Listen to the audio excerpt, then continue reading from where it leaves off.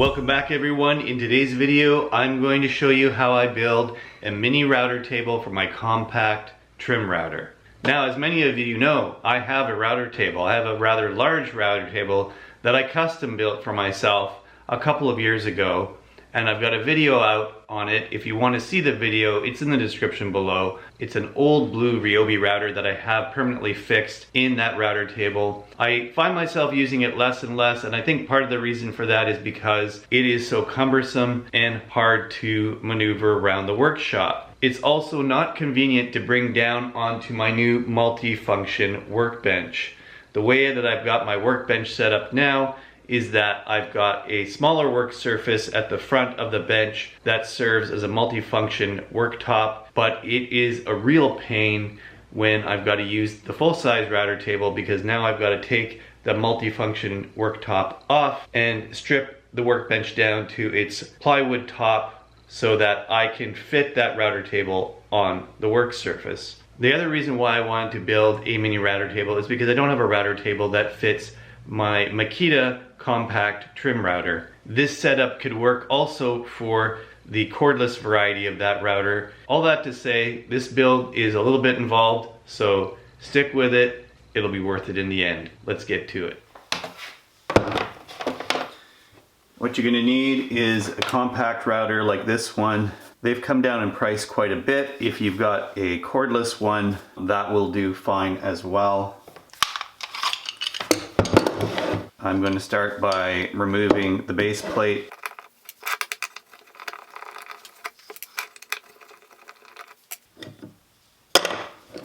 Okay.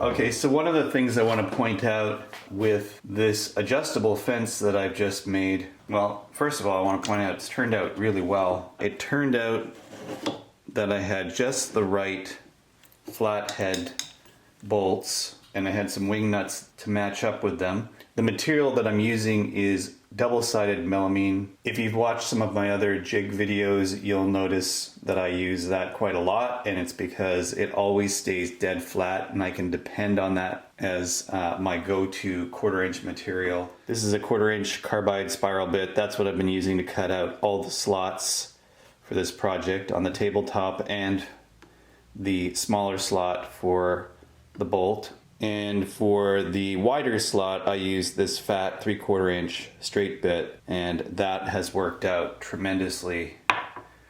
Just a shallow pass to accommodate the flat head and keep it below the surface.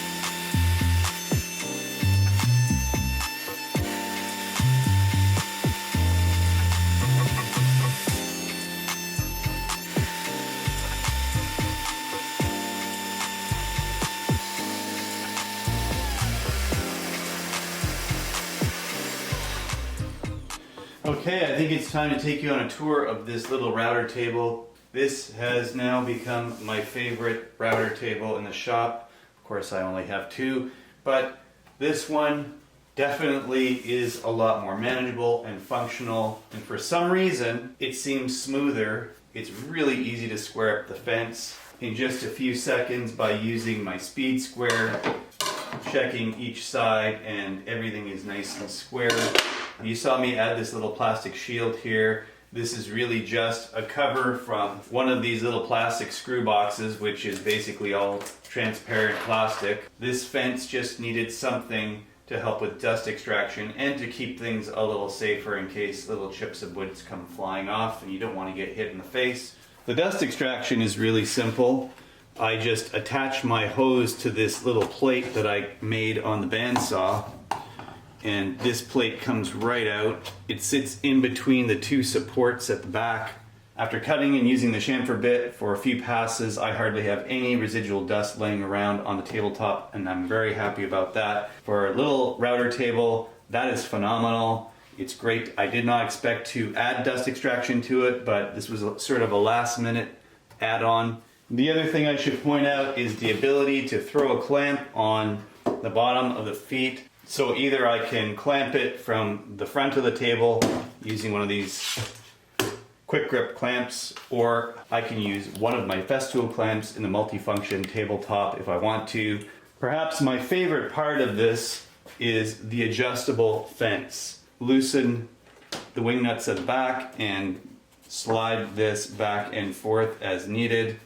The other thing I should mention is what is going on with the base plate itself.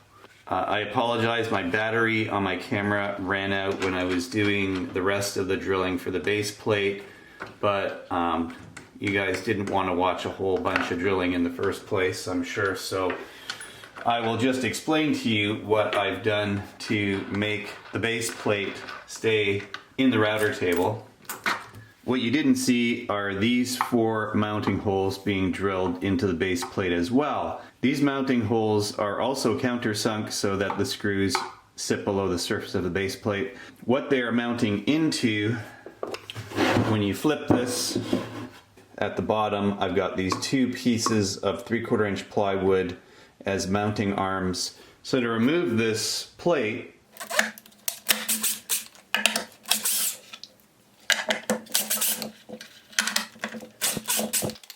and of course gravity keeps the plate from falling out and it just keeps everything in place, I simply flip it like this. I flip the 2 mounting arms out. Of course, the easiest way to remove the router itself, just like that, and then remove the base plate. When you add up the hardware, it might have cost me about $2.50 to build this whole thing. I highly recommend downsizing your router table. This thing's going to be a dream to work with. One of the next things that you can look for featuring this router table is a box joint jig that I'm going to build especially for this, because this size will lend itself much better to a box joint jig than my full-size router table. Well, that concludes building a mini router table for a compact trim router. I'm absolutely pleasantly surprised with how this thing operates. The satisfaction of being able to build something that functions better than something that was manufactured in a factory is why I do a lot of my own woodworking and make a lot of my own jigs and tools in the first place. Many of you might only be starting out and you might only have a compact trim router, which is totally fine to start with. It's so much more convenient to just pick up and put down on my workbench. I did not have time to finish the plans for this build. I'm going to finish it in the coming weeks and I will post it on my website. So check back on my website and check back on this video, because I will update the show notes below to include a link to the plans for this mini router table. If you want me to do more builds and you want to keep this channel going, head on over to my donation page right over here. Please remember to like, share, and subscribe if you haven't done so already. There are more videos that you can watch on this side. Until next time, thanks for watching, stay safe, and have a great day.